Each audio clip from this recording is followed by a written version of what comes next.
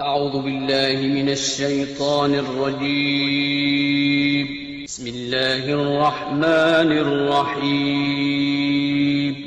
وإذ أخذنا ميثاق بني إسرائيل لا تعبدون إلا الله وبالوالدين إحسانا وذي القربى واليتامى والمساكين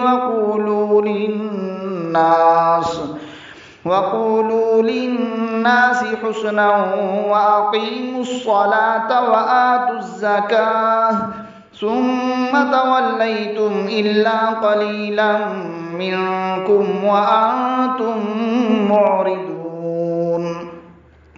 وإذ أخذنا ميثاقكم لا تسفكون دماءكم ولا تخرجون أنفسكم من دياركم ثم أقررتم وأنتم تشهدون.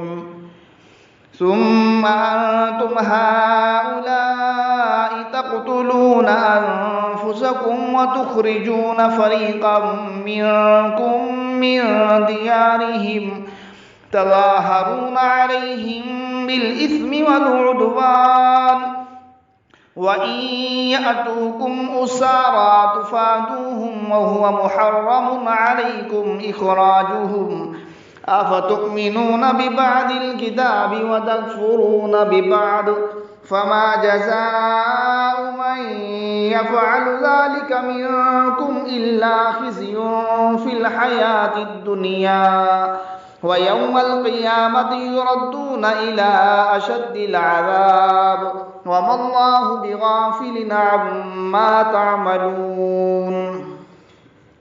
أولئك الذين اشتروا الحياة الدنيا بالآخرة فلا يخفف عنهم العذاب ولا هم ينصرون. ولقد آتينا موسى الكتاب وقفينا من بعده بالرسل وآتينا عيسى ابن مريم البينات وأيدناه بروح القدس أفكلما جاءكم رسول بما لا تهوى أنفسكم استكبرتم ففريقا كذبتم وفريقا تقتلون. وقالوا قلوبنا غلف بل لعنهم الله بكفرهم فقليلا ما يؤمنون. ولما جاءهم كتاب من عند الله مصدق لما معهم وكانوا من قبل يستفتحون على الذين كفروا فلما جاءهم ما عرفوا كفروا به فلعنة الله على الكافرين.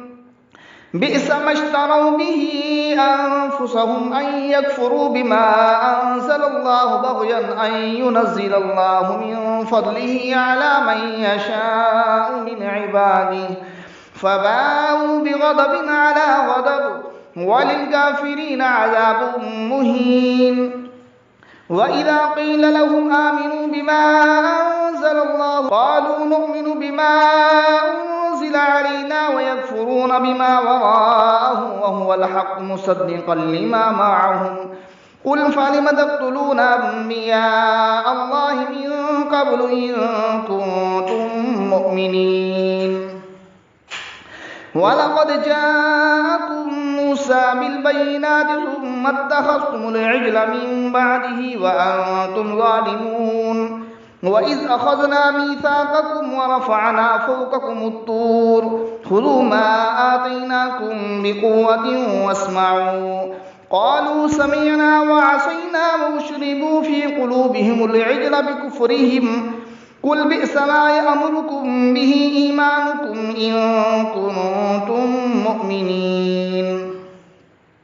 قل إن كانت لكم الدار الآخرة عند الله خالصة من دون الناس فتمنوا الموت إن كنتم صادقين ولن يتمنوه أبدا بما قدمت أيديهم والله عليم بالظالمين. ولتجدنهم أحرص الناس على حياة ومن الذين أشركوا يود أحدهم لو يعمر 1000 سنة وما هو بمزحزحه من العذاب أن يعمر والله بصير بما يعملون